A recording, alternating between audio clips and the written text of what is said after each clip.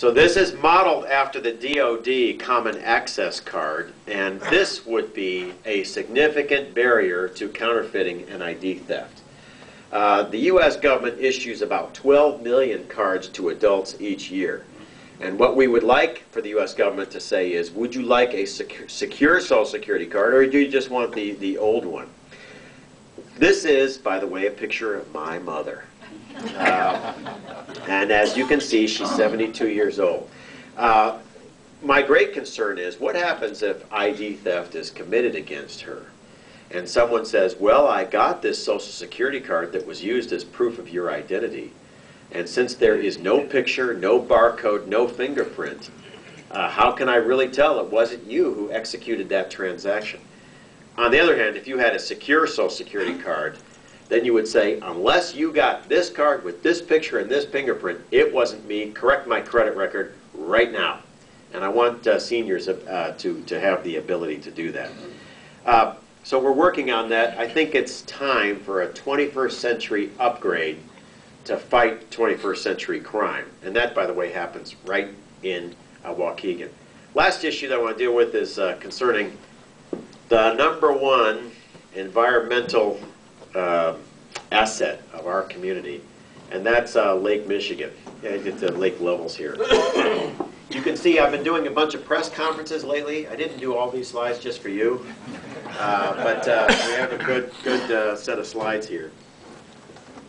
Many of you know I've been very concerned about the lake for a number of reasons, and we have a new concern that we had.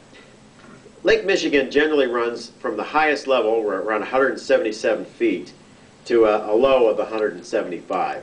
This is its actual level, and it's now consistently hitting the lowest ever recorded.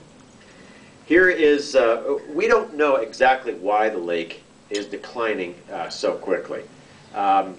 One suspicion is that because we no longer have an ice cap covering Lake Michigan during the whole winter, there's accelerated evaporation all winter long.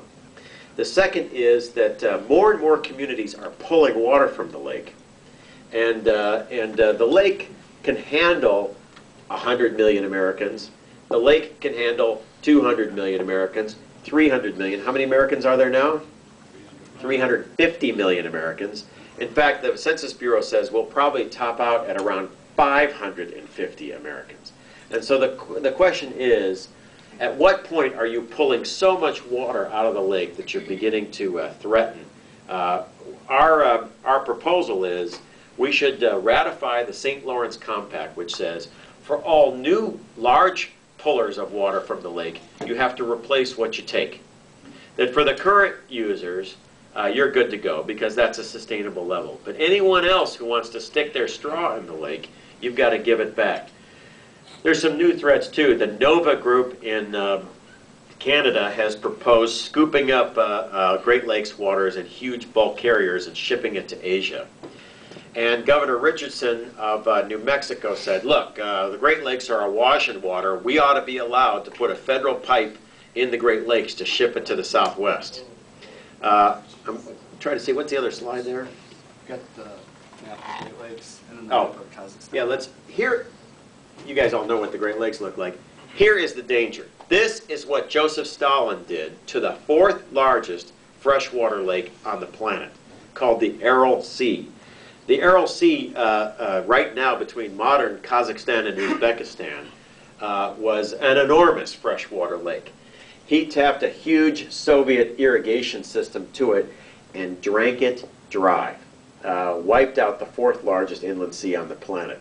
By the way, as you descend in water levels, the salinity starts to go up, and so it becomes quite a toxic place. This is an example of probably the worst environmental management on the planet with regard to one of the key assets of these countries. In my view, we should never let this happen to the Great Lakes. The compact has been approved by the state of Illinois, approved by the state of Minnesota. We need Ohio and Michigan and New York and Indiana to sign on as well. I think it's responsible to say to the new people that want to stick a straw in the lake, whatever you take out, you gotta give back. Anyway, those are some hot issues going on right now that we're working on. You can imagine There's a lot else.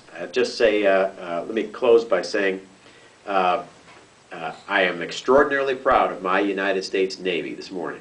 Yes. Because, working in the war room of the Pentagon, I was fully briefed on USA 193, which is what we call that satellite. And with that huge hydrazine tank, there was a real danger of causing a large environmental problem if the tank hit the Earth intact.